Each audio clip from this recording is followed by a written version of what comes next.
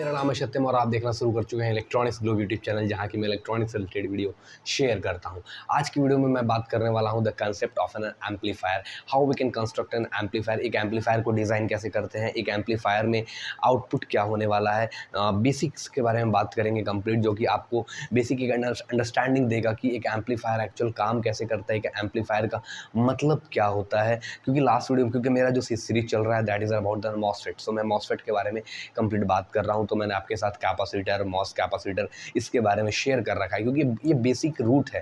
अगर आप मेरे साथ सीख रहे हो तो मैं आपको वहाँ से लेके चलूँगा कि मॉसफेट को एक्चुअली डिज़ाइन कैसे करते हैं, मॉसफेट की क्या रिक्वायरमेंट आई, मिलने वाला हूँ। ठीक है, तो वहाँ से मैं आपके साथ स्टार्ट किया हूँ। तो ये 3rd नंबर का वीडियो है जिसमें कि मैं बात करने वाला हूँ about the amplifier. So start करते हैं वीडियो को with the help of an amplifier, कि एम्पलीफायर को कैसे डिज़ाइन करेंगे। ठीक है, सबसे पहला जो टॉपिक है ये है इस वीडियो का, ये मॉसफेट का एपिसोड नंबर 3 है, जिसमें कि हम बात करने वाले हैं amplifier. What is an amplifier? So अगर मैं ये बोलूँ पहले कि एक मेरे पास कोई बॉक्स है, ठीक, इसके अंदर ये एक मेरा बॉक्स है जिसे मैं बोलता हूँ एम्पलीफायर। ठीक है, एक एम्पलीफायर बोला, अभी आपको समझ में नहीं आएगा कि एम्पलीफायर है क्या। ठीक है, ये एक एम्पलीफायर है। अगर इस एम्पलीफायर में क्या होगा बेसिक, तो हमारे पास इनपुट्स होने वाले हैं। एक एम्पलीफायर जो डिज़ाइन किया जाता है उसके बारे में बात करेंगे। ठीक है, तो ये इनपुट है, this one is the output. ठीक है, plus minus V naught, plus minus V in. ठीक है, this is an input, this is an input side and that one is an output side. ठीक है, इनपुट एंड आउटपुट साइड है। तो एक amplifier का काम क्या होता है बेसिक, तो एक एम्पलीफायर क्या करता है आपका, एक लो सिग्नल को हाई सिग्नल में कन्वर्ट करता है। ठीक है, यानी अगर मैं बोलूँ तो या तो ये एम्पलीट्यूड में चेंज करेगा, चेंज का मतलब डिक्रीज नहीं करेगा, एम्पलीफायर का मतलब एम्पलीफाई, एम्पलीफाई का मतलब होता है गेन। ठीक है, बेसिक हाई गेन ये प्रोवाइड करेगा। तो ये दो चीज़ों में हो सकता है आपका इनपुट। ठीक है, आउट इनपुट, इनपुट की बात करूँगा तो इनपुट या तो दो चीज़ों में होगा, अलग अलग तरह से हो सकता है। या तो वोल्टेज को एम्पलीफाई करेगा, या तो करंट को एम्पलीफाई करेगा, जो एकदम बेसिक है। इसके बाद पावर फ्रीक्वेंसी को भी करता है, वो भी बात करेंगे, बट वो भी इंपॉर्टेंट नहीं है। अभी हमारा टारगेट जो है that is about the in, किसको किसे करेगा, ये करंट को करने वाला है, आई लिख देता हूँ जस्ट, और क्या करेगा, वोल्टेज को करेगा। ठीक है, तो बेसिक क्या करने वाला है, करंट को हाई करेगा या वोल्टेज को, या वोल्टेज या करंट को। बट ये किसे करेगा, ये करेगा एम्पलीट्यूड, एम्पलीट्यूड एंड फ्रीक्वेंसी। ठीक है, ये दो चीज़ों में आपको चेंज करके दे सकता है, या तो एम्पलीट्यूड को फ्रीक्वेंसी एम्पलीफाई करेगा, या तो फ्रीक्वेंसी को एम्पलीफाई करेगा। ठीक है, ये बेसिक काम होता है। तो कहने का क्या मतलब हुआ कि इनपुट सिग्नल जो भी होने वाला है उसको क्या करेगा, ये कुछ टाइम्स, बाकायदा मैं बोलूँ तो 0.1 टाइम्स क्या करेगा, ये इंक्रीज करके आपको आउटपुट में देगा, सो दैट कि हम बोल सकते हैं क्या है, ये एक एम्पलीफायर है। ठीक है, तो ये बेसिक है अबाउट द एम्पलीफायर। अब एम्पलीफायर को डिज़ाइन करने के लिए हमें क्या रिक्वायरमेंट होती है, सो एक एम्पलीफायर को डिज़ाइन करने के लिए जो बेसिक रिक्वायरमेंट होती है, अगर रिक्वायरमेंट की बात करूँ मैं, requirement to design an amplifier, amplifier, ठीक है, क्या रिक्वायरमेंट होती है एक एम्पलीफायर को डिज़ाइन करने के लिए। The first thing is very important and that is the two port network. To port network, आप पढ़े होंगे नेटवर्क एनालिसिस में, 3rd 4th सेमेस्टर में आपने स्टडी किया होगा। That is the concept of an two port network, जिसमें कि हम एच पैरामीटर के बारे में बात करते हैं, जेड पैरामीटर के बारे में बात करते हैं, ABCD पैरामीटर्स के बारे में बात करते हैं। तो आप ओवरव्यू इस तरह का देख लेते होगे सर्किटरी, बट उस सर्किट का जो आप मॉडल है, उस सर्किट जो टू पोर्ट नेटवर्क के जो मॉडल होते हैं, जैसे एच मॉडल हो गए हैं, आपके जेड मॉडल हो गए, वाई मॉडल हो गए, ABCD मॉडल हो गए, टी मॉडल हो गए, जी मॉडल हो गए, ये जब आप मॉडल को देखोगे तो इसके अंदर आपको एक बहुत ही इंपॉर्टेंट चीज़ देखने को मिलेगी, and the thing is very important, that is a dependent source. ठीक है, उसके अंदर आपको क्या देखने मिलेगा, डिपेंडेंट सोर्स। सो एम्पलीफायर को डिज़ाइन करने के लिए हमें to port network and dependent source की रिक्वायरमेंट होती है। डिपेंडेंट सोर्स क्या हुआ, वोल्टेज या तो करंट पे डिपेंड करेगा, करंट या तो वोल्टेज पे डिपेंड करेगा बेसिक, ठीक है। क्या होगा बेसिक, यहाँ पे दो ही चीज़ें हो सकती हैं, ठीक है, डिपेंडेंट सोर्स में, ठीक है। या तो वोल्टेज जो होगा वो करंट पे डिपेंड करेगा, या तो करंट जो होगा वो वोल्टेज पे डिपेंड करेगा, वाइस वर्सा। बाकी आप अलग अलग बना सकते हो कि वोल्टेज कंट्रोल करंट डिवाइस है, करंट कंट्रोल डिवाइस, करंट पे भी डिपेंड कर सकता है, बट मेजोरिटी जो अभी मैं बात करने वाला हूँ वो वोल्टेज किस पे डिपेंड करेगा, करंट पे डिपेंड करेगा। या तो यहाँ पे आप एक और ऐड कर लो, अगर पूरा 2 पोर्ट नेटवर्क का डिपेंडेंट सोर्स की ही बात करता हूँ तो करंट कंट्रोल करंट डिवाइस भी होता है, ठीक है, and current controlled voltage device भी होता है, ठीक है। मतलब वोल्टेज कंट्रोल वोल्टेज डिवाइस, ठीक है। मतलब क्या हुआ, वोल्टेज कंट्रोल्ड करंट डिवाइस हो गया, ठीक है, वोल्टेज कंट्रोल्ड करंट डिवाइस हो गया, या तो करंट कंट्रोल्ड करंट डिवाइस हो गया, वोल्टेज कंट्रोल्ड वोल्टेज डिवाइस हो गया, करंट कंट्रोल्ड वोल्टेज डिवाइस हो गया, ठीक है। तो ये बेसिक 4 तरह के डिपेंडेंट सोर्स होते हैं आपके, ठीक है, बट हम इसमें भी नहीं जाएंगे। तो हमारा मेजर जो फोकस है that is about the voltage controlled current device, current control voltage device. यानी वोल्टेज किस पे डिपेंड करेगा, या तो करंट पे डिपेंड करेगा, या तो करंट किस पे डिपेंड करेगा, वोल्टेज पे डिपेंड करेगा। तो basic this are the fundamental of an amplifier. तो एम्पलीफायर क्या होता है बेसिक, एक इनपुट सिग्नल को क्या किया इसने, स्ट्रेंथ प्रोवाइड करके एक हाई इनपुट दे दिया। लेट्स से कि अगर मैं एक एग्जाम्पल आपको लूँ कि सपोज करो मैंने एक इनपुट अप्लाई किया था जो कि था मेरा basic V in, let's say that is 5 sine omega T. इस एम्पलीफायर ने आउटपुट जो मुझे दिया वी आउट, ये दे दिया 10 साइन ओमेगा टी, ठीक है, 10 साइन ओमेगा टी दिया। अगर मैं इसको इनपुट के रिलेशन में अगर मैं लिखना चाहूँ तो मैं क्या लिख सकता हूँ कि V out is equal to 2 times of V in, ठीक है। मतलब वी इन अगर नहीं आपको थोड़ा कंफ्यूजन होगा तो चलो 5 sine omega T 2 into 5 sine omega T क्या है आपका, वी इन है,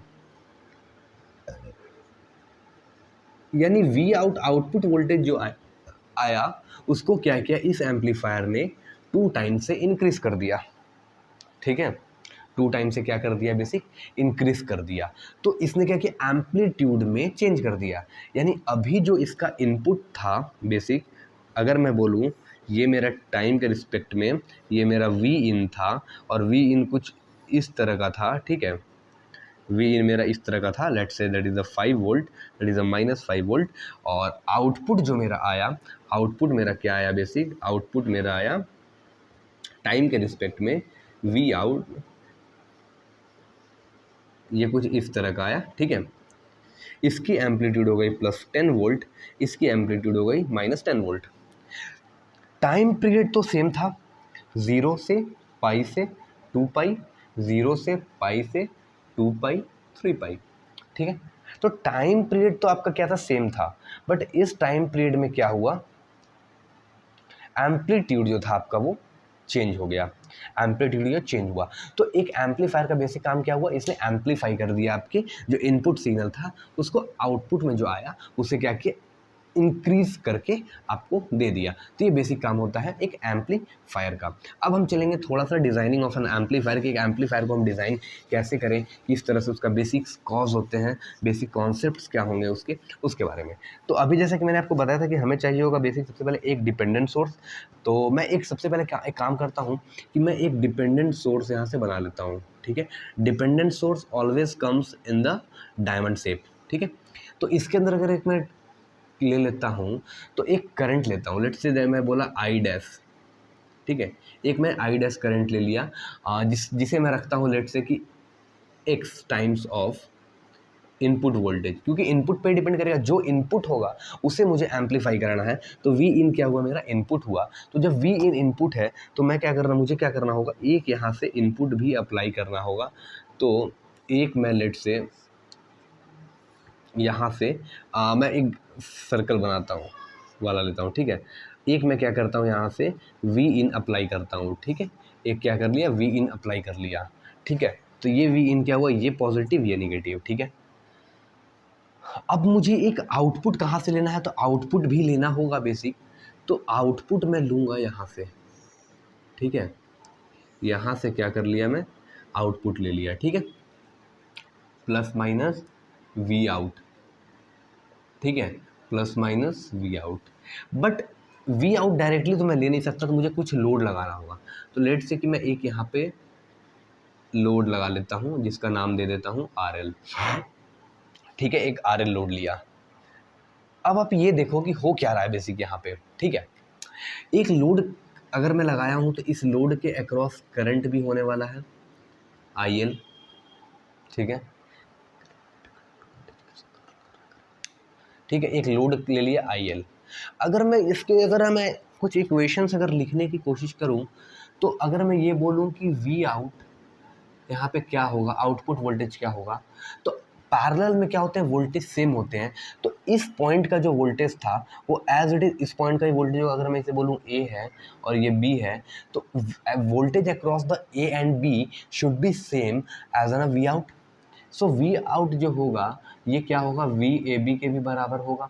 तो ये कितना होने वाला है, according to the Ohm's law voltage is equal to I R, current into resistance. So current into resistance होता है, यानी मैं बोलूँ तो R L into I L हो गया, ठीक है, लोड करंट हो गया बेसिक। अगर यहाँ से मैं अगर आई एल लिखता हूँ, लोड करंट क्या होगा, तो V out divide by R L हो गया, ठीक है, ओके फाइन। एक इक्वेशन और है मेरे पास, अगर मैं ये बोलूँ अब, ठीक है, अब मैं ये आपको सिंपल सा चीज़ बताता हूँ बेसिक। इस ए पॉइंट पे, नोड ए पे अगर मैं केसीएल लगाऊं, केसीएल एट नोड ए पे, अगर ए पे मैं एक केसीएल लगाऊं, तो केसीएल का मैंने एक वीडियो बना रखा है नेटवर्क एनालिसिस का, प्लेलिस्ट जाकर चेकआउट करना, वहाँ आपको मिलेगा केसीएल का 20-25 मिनट का वीडियो, बहुत ही तगड़े तरीके से बनाया हूँ, एग्जाम्पल डाला, सब कुछ डाला, आपको इक्वेशन सॉल्व करके बताइए सारी चीज़ें। तो उसमें मैंने ये बताया था कि incoming current is equal to out going current होता है। बेसिक केसीएल ये बोलता है the current, Kirchhoff's current law, कि जो आपका करंट है किसी भी एक नोड पे, वो क्या होना चाहिए, incoming current is equal to out going current होना चाहिए, यानी कि the summation of all the current should be equal to zero. Fine, ठीक है। तो अगर मैं, क्या होता है बेसिक, तो current summation of all the current is equal to zero, ठीक है। तो यहाँ पे आप ये अगर देखो, तो ये जो आपका आई डैश है ये इनकमिंग है, ये आउटगोइंग करंट है। तो इनकमिंग करंट को मैं नॉर्मली बोलता हूँ पॉजिटिव है, ठीक है, जो करंट आ रहा है मैं ले रहा हूँ, मतलब मैं गेन कर रहा हूँ। तो मेरे पास क्या हो रहा है, उसकी वैल्यू बढ़ते जा रही है, मैं ले रहा हूँ ना, तो वैल्यू मेरे पास, मान लो मेरे पास अगर 5 एम्पियर का करंट है, कोई मेरे को 10 एम्पियर दे रहा है, तो मेरी वैल्यू 15 एम्पियर की हो गई, तो मेरे पास वैल्यू बढ़ रही है। सो दैट कि मैंने बोला कि जो इनकमिंग करंट है जो मेरे पास आ रही है उसकी वैल्यू मैं बोलता हूँ पॉजिटिव। सो अगर पॉजिटिव बोला तो आई डैश जा रही है, मेरे पास 10 एम्पियर करंट था, मैं करंट लूज़ कर रहा हूँ, 10 से मेरे पास 2 एम्पियर हो गई, 1 एम्पियर हो गई, 0.5 एम्पियर हो गई, उसके बाद अगर बोल तो 10 मिली एम्पियर हो गई, लास्ट में मेरे पास 0 हो गई, खत्म हो गया, तो मैं लॉस में जा रहा हूँ ना, माइनस, तो मैं माइनस एज्यूम कर लेता हूँ, तो minus load current I L is equal to 0, ठीक है। तो I dash is equal to हो गया load current I L. I dash की वैल्यू क्या है यहाँ पे बेसिक, तो आई डैश की वैल्यू ये रही आपकी। सो ये क्या है मेरे पास, X into V in is equal to load current क्या है, यहाँ से देखो निकाल चुका हूँ, so V out divide by R L, ठीक है।